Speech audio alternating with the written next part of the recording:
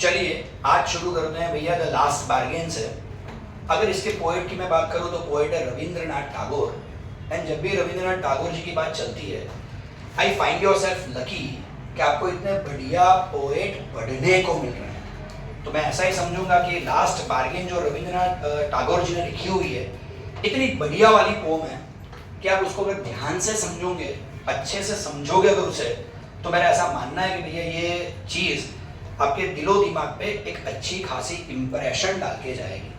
अब सबसे पहले तो ये बार्गेन का मीनिंग क्या होता है?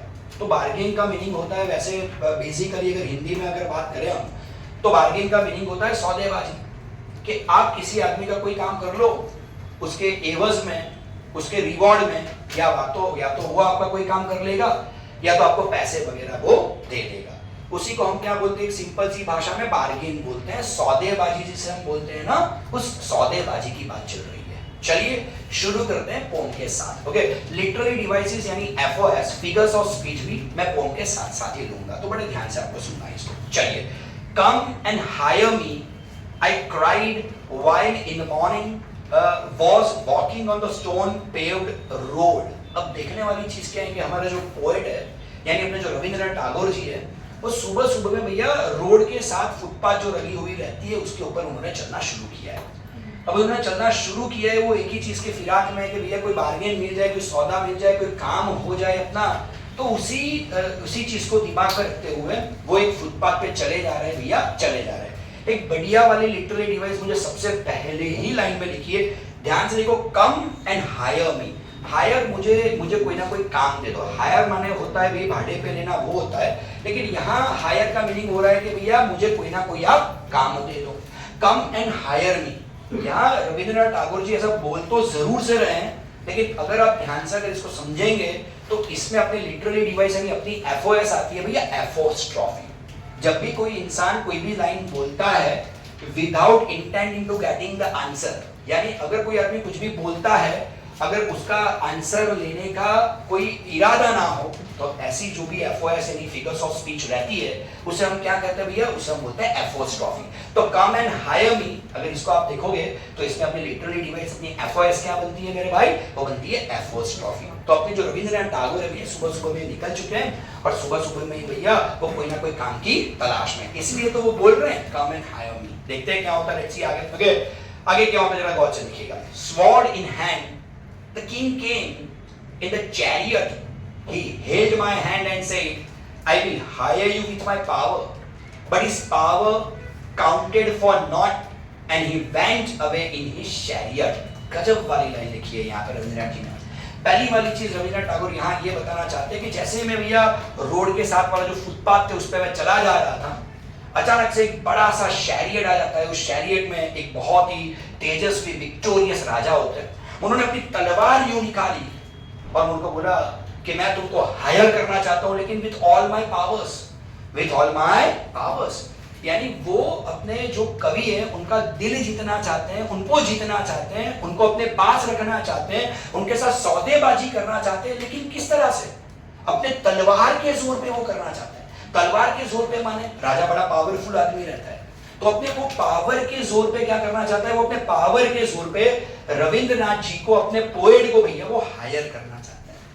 लेकिन रविंद्रनाथ जी भी ऐसे ही आदमी है, अपने पोएट भी कुछ ऐसे ही आदमी है कि आप उनको पावर से नहीं जीत पाओगे भैया। अगर प्रेम से जीता हो तो शायद वो जीत जाते, राइट, शायद वो उनका दिल जीत जाते। अपने जो राजा है ना, वो रविंद्र जी का, अपने जो पोएट है भैया उनका दिल जीत पाते, लेकिन ऐसा हुआ ही नहीं। राजा है, बड़ा पावरफुल सा आदमी है, रिक्वेस्ट वाली टोन तो उसको सुझने वाली नहीं है, उसको आने वाली नहीं है, तो उसने तो अपनी तलवार निकाली भैया शैरियट में से ही, और उन्होंने बोला राजा ने कि अपने पावर के साथ ही मैं तो तुमको जीतूंगा, और अगर मेरे में इतना पावर है तुमको मेरे लिए काम करना ही पड़ेगा भैया, कहाँ जाओगे। लेकिन यहाँ रविंद्रनाथ जी ने यानी कि अपने पोएट ने बिल्कुल से इनकार कर दिया कि भले ही आप कितने भी माइटी हो, भले आप कितने ही विक्टोरियस हो, भले ही आप कितने ही तेजस्वी राजा क्यों नहीं है, भले आप कितने ही पावरफुल राजा क्यों नहीं है, आप मुझे अपने पावर से नहीं जीत सकते। राइट, नॉट लिखा है यहाँ पे, NAUGHT। ओके, नॉट लिखा है। नॉट का मीनिंग क्या होता है यहाँ पे, नेवर होता है। और आप एक चीज जानते हो कि जब भी किसी भी फिगर्स ऑफ स्पीच को नेगेटिव अगर हम बनाते हैं, कोई भी फिगर्स ऑफ स्पीच कैसी हो मेरे भाई, नेगेटिव हो, यानी कोई नेगेटिव सेंटेंस हो, तो उसकी फिगर्स ऑफ स्पीच क्या बनती है? लिटोट्स बनती है। बहुत सही है, लिटोट्स बनती है। ओके, तो यहाँ पे नॉट NAUGST नॉट पे से हमको इतना अंदाजा मिल जाता है कि यहाँ अपनी फिगर्स ऑफ स्पीच कौन सी है, तो यहाँ अपनी फिगर्स ऑफ स्पीच बनती है मेरे भाई लिटोट्स। यानी राजा अपनी ताकत से अपने पोएट को जीत नहीं पाए।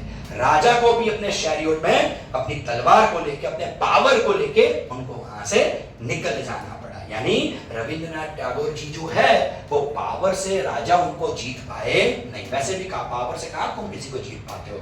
चलते भैया और आगे देखते क्या होता है क्या नहीं होता है। Okay fine. In the heat of the midday the houses stood with shut doors. The houses stood, अब स्टूड माने खड़े रहना, अब खड़ा तो मैं हूं, यानी इंसान खड़ा रह सकता है, मैं और आप जैसे लोग जो होते हैं ना वो खड़े रह सकते हैं, लेकिन हाउसेस के लिए यह स्टूड यूज हुआ है।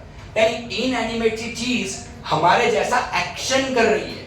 और याद करो अगर इनएनिमेट सी चीज हमारे जैसा एक्शन करे तो FOS क्या बनता है? Personification. Again you all are right, तो पर्सोनिफिकेशन बनता है। तो यहाँ अगर आप देखो तो भैया houses stood in the heat, यानी बहुत धूप मिल रही है भैया, और बहुत बड़ी धूप है, बड़ी चिलचिलाती धूप जिसे बोलते हैं, वो बड़ी चिलचिलाती वाली धूप है।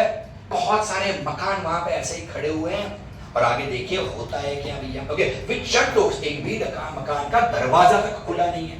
यानी अपने रविंद्रनाथ टैगोर सुबह के निकले हुए, दोपहर हो गई, कोई काम नहीं मिला। राजा ने उनको पावर से जीतने की कोशिश की, लेकिन वो जीत नहीं पाए भैया पोएट को। देखते क्या होता है। I wandered along the crooked lanes। आप तो वैसे crooked का मीनिंग होता है dishonest, लेकिन यहाँ crooked lanes का मीनिंग होता है आड़ी टेढ़ी जो लेन्स होती है, आड़े टेढ़े जो रास्ते होते हैं, छोटी छोटी जो गलियां होती है।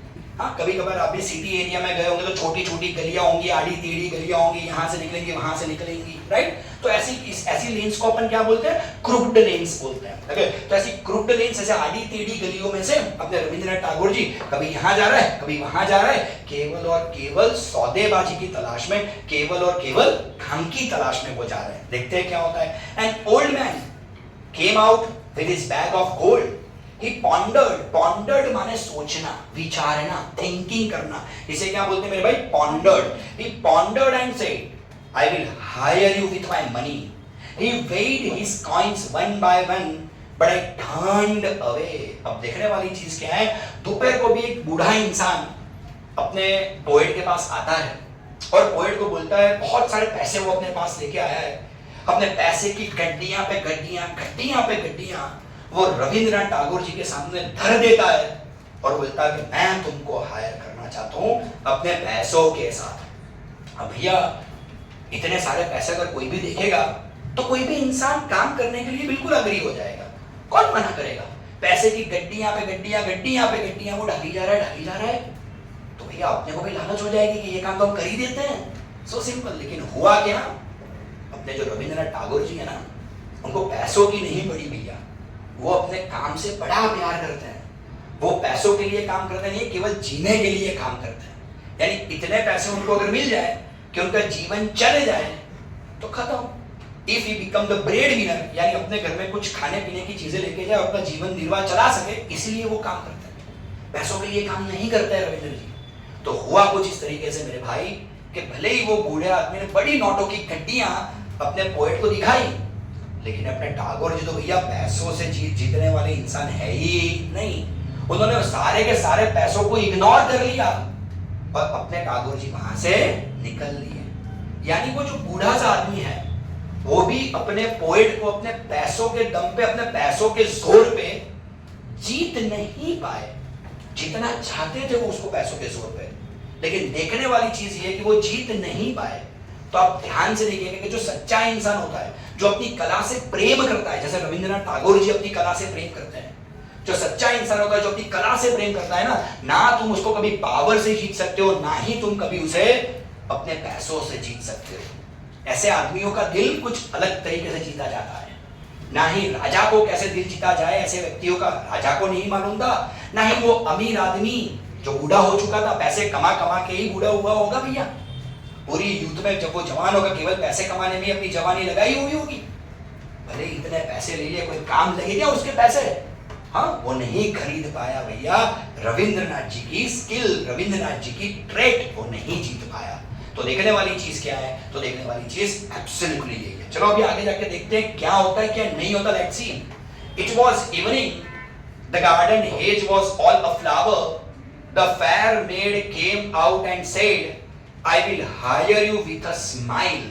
अब देखने वाली चीज क्या है कि शाम हो गई, सुबह से शाम हो गई, लेकिन देखने वाली चीज मेरे भाई ये है कि रविंद्रनाथ टैगोर जी को कोई काम नहीं मिला। अब एक बहुत खूबसूरत सी लड़की उनके पास आती है, उसके बागीचे में बहुत सारे फूल लगे हुए हैं, शाम का वक्त है, all the flowers are blossomed, बहुत सारे फूल उगे हुए हैं। वो रविंद्रनाथ टैगोर जी को बोलती कि इतने खूबसूरत फ्लावर्स हैं, सारे के सारे फ्लावर्स तुम ले लो, लेकिन काम केवल मेरे लिए करो। अब देखो यार यहाँ पे क्या है, लड़की भी बड़ी खूबसूरत है, ये फ्लावर्स जो होते हैं, फ्लावर्स तो पहले से बड़े खूबसूरत होते हैं, तो यहाँ लड़की ने अपनी ब्यूटी से या अपने फ्लावर्स की ब्यूटी से रविंद्रनाथ टैगोर जी को हायर करने की कोशिश की है, राइट। तो पैसों से तो भाई वो उनको जीत नहीं पाया, वो बूढ़ा आदमी राजा उनको अपने पावर से नहीं जीत पाया। अब देखते हैं भैया ये फेयर मेड यानी खूबसूरत सी लड़की अपने खूबसूरत से बागीचे के जो फूल है उससे वो उनको जीत पाती है कि नहीं, यानी सौदेबाजी के लिए उनको एग्री कर सकती है कि नहीं, बार्गेन के लिए उनको वो एग्री कर सकती है कि नहीं। देखते हैं क्या होता है, लेट्स सी। और वो स्माइल भी कर रही है, हाँ, एक खूबसूरत सी लड़की भैया स्माइल कर रही है रविंद्रनाथ टैगोर जी के सामने। तो होने वाली चीज ये है कि शायद रविंद्रनाथ टैगोर जी पिघल जाए और मान जाए भैया। अब देखते हैं क्या होता है क्या नहीं, let's see. Her smile paled and melted into tears. She went back alone into the dark.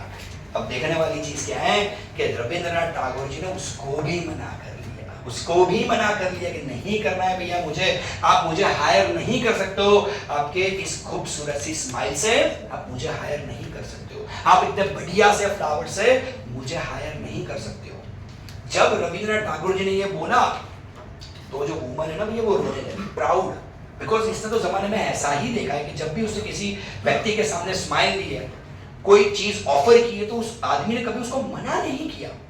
शायद पहली बार उस लड़की के साथ, उस खूबसूरत लड़की के साथ ऐसा हुआ कि उसने स्माइल करते हुए किसी को कुछ काम बताया, उसने वो काम करने से इनकार कर दिया। अपने टैगोर जी बड़े ही अलग टाइप के व्यक्ति है, उन्होंने बोल दिया कि मुझे वो नहीं चाहिए भैया, भले तुम्हारी अच्छी से स्माइल हो, भले तुम बढ़िया वाले दिखते हो, लेकिन देखने वाली चीज ये है कि भैया मुझे आप स्माइल से नहीं जीत सकते, मुझे आप खूबसूरती से नहीं जीत सकते। रविंद्रनाथ टैगोर जी वहां से भी निकल लेते हैं, वो लड़की के साथ भी ज्यादा ठहरते नहीं है। तो तीन तीन व्यक्ति, सुबह में भैया राजा आया था, दोपहर को वो अमीर आदमी आया था, शाम को ये खूबसूरत सी लड़की आई थी। ओके, हर एक लोगों ने बहुत अच्छी अच्छी चीजें रविंद्र जी को ऑफर की, लेकिन एक भी इंसान ऐसा नहीं है जो रविंद्रनाथ टैगोर जी का दिल जीत पाया हो। देखते हैं लास्ट में क्या होता है, let's see what happens next. Okay, देखते हैं। The sun glisten on the sand and the sea waves broke waywardly. Waywardly माने क्या? तो वेवर्डली माने गाइड करना। वेवर्डली माने क्या होता है? गाइड करना। तो ध्यान से देख लो भैया, द सन ग्लिसन, ग्लिसन माने चमकते रहना, शाइन करना, ग्लिटर करना जिसे बोलते हैं वो। The sun glisten on the sand and the sea waves broke waywardly, a child sat playing with shells. He raised his hand and seemed to know me and said, I hire you with nothing. अब शाम का वक्त था, यानी कि रात होने की तैयारी में ही था। एक छोटा सा बच्चा जो एक दरिया के किनारे पे खेल रहा है, सी शोर पे खेल रहा है, किसके साथ भैया? तो कुछ शेल्स उसने जो इकट्ठा किए पानी में से, आप जानते हो छोटे छोटे शेल्स मिलते हैं अपने को, शंख जिसे बोलते हैं, वो छोटे छोटे शंख उसको मिले हैं, वो थोड़े बहुत शंख उसके पास है, राइट। वो जानते हैं उस शंख की कोई कीमत नहीं है। अब जब रविंद्रनाथ टैगोर वहां से गुजरते हैं, बच्चा उनको पहचान लेता है कि ये तो बहुत बड़े कविवर है, और वो बच्चा केवल वो छोटे से शंख उनको ऑफर करके बोलता है, मैं जानता हूं इसकी कोई कीमत नहीं है सर, लेकिन मैं आपको फिर भी हायर करना चाहता हूं, मेरे पास आपको देने के लिए कुछ नहीं है। ये दरिया में से मुझे जो शंख मिले जिसकी कोई कीमत नहीं है, राइट, वो तो आज धूल से मिले, कल मिट्टी में ही मिलने वाले हैं, उसकी कोई कीमत नहीं है, लेकिन फिर भी ये शेल्स में देके आपको हायर करना चाहता हूं सर। लेकिन एक चीज मेरे में बड़ी अच्छी है, मेरा दिल बड़ा अच्छा है, मेरे दिल में आपके लिए प्रेम है, तो मैं अपने पूरे प्रेम से आपको हायर करना चाहता हूं। अब देखते हैं रविंद्रनाथ टैगोर जी उनको क्या जवाब देते हैं। लेट्स सी बच्चे को क्या जवाब देते हैं। I hire you with nothing, I hire you with nothing. कौन सा वाला वर्ड आया बेटा? नथिंग। नथिंग तो लिटरली डिवाइस नहीं, एफओएस कौन सा बना भैया? Litotes, negative sentence. लास्ट वाली लाइन भी अपन पढ़ी लेते हैं। From hence forward that bargain struck in child's play made me a free man. बस वहीं पे अपने रविंद्रनाथ टैगोर जी रुक जाते हैं और वो बोलते हैं कि हाँ बच्चा, तुमने अपने प्रेम से, तुमने अपने दिल से मुझे जीत लिया है, अब मैं तुम्हारे साथ रहूंगा सदा के लिए, मैं हमेशा तुम्हारे साथ रहूंगा। यार रविंद्रनाथ टैगोर यही कहना चाहते हैं कि अगर किसी व्यक्ति में असली टैलेंट है, असली स्किल है, तो भैया उसे पावर, ब्यूटी या पैसों से जीतने की कोशिश ना करो। ऐसे लोगों को जीता जा सकता है, लेकिन केवल और केवल प्रेम के जरिए आप उसे जीत सकता है। तो लास्ट बार्गेन आपको केवल एक ही एडवाइस करना चाहती है कि आपको हमेशा से ऐसा लगता है, जैसे जैसे आपकी उम्र बढ़ेगी आपको भी हमेशा लगेगा ऐसा कि दुनिया में पावर होना चाहिए, आपको ऐसा लगेगा दुनिया में पैसा होना चाहिए मेरे पास, आपको ऐसा लगेगा मेरे पास ब्यूटी होनी चाहिए। नहीं बेटा नहीं, ना तो पावर की जरूरत है, ना तो पैसों की जरूरत है, ना ही किसी ब्यूटी की हमको जरूरत है। हमको अगर जरूरत है तो एक सच्चे दिल की जरूरत है, जिस दिल में सबके लिए एक अच्छी भावना हो, सबके लिए एक सच्चा प्यार हो। तो रविंद्रनाथ टैगोर अपनी इस पोम का अंत एक अच्छे वाले मैसेज से भी कर रहे हैं। Here DM sir signing off, thank you, bye.